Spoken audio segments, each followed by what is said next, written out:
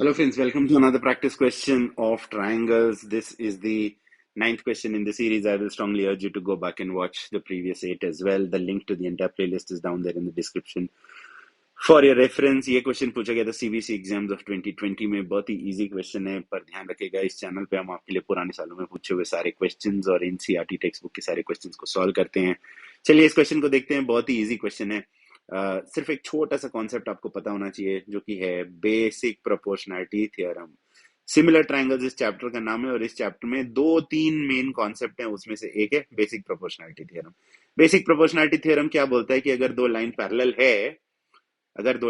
Parallel है तो the ratio of the sides are proportional. ठीक है.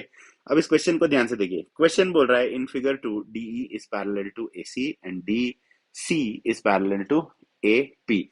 Prove that BE upon EC is equal to BC upon CP.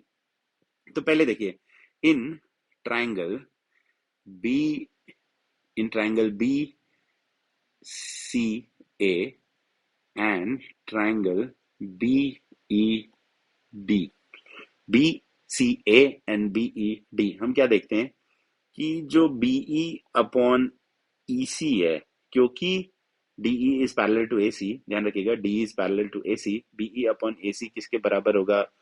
ये हो जाएगा B D upon D A के बराबर. ये B D upon D A के बराबर क्यों हो जाएगा? ये B D upon D A के बराबर इसलिए हो जाएगा क्योंकि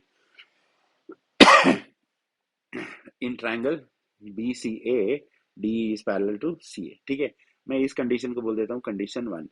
सिमिलरली अगर आप ध्यान से देखेंगे तो जो triangle triangle in triangle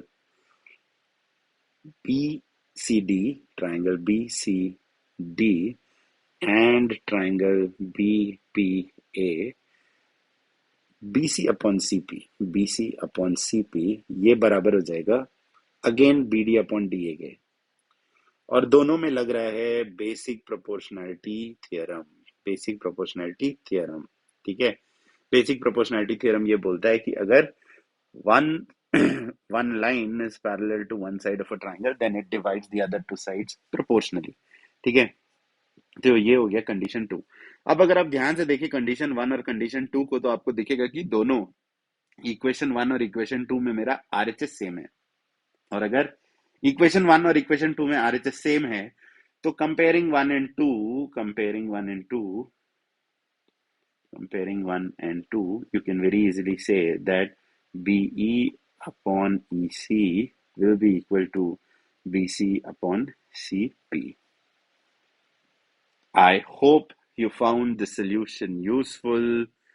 Please do like, share, comment, and subscribe. In case you want me to solve any other questions for you, to put down your queries in the comments below. Till then, keep working hard, keep practicing hard. Cheers and God bless.